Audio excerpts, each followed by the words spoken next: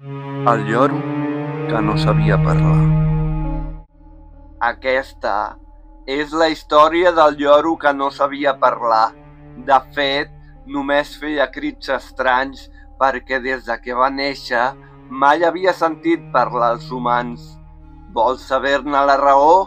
Doncs és molt fàcil. Aquest lloro sempre havia estat en una sala on tancaven la gent que lligaven de mans i peus a una cadira.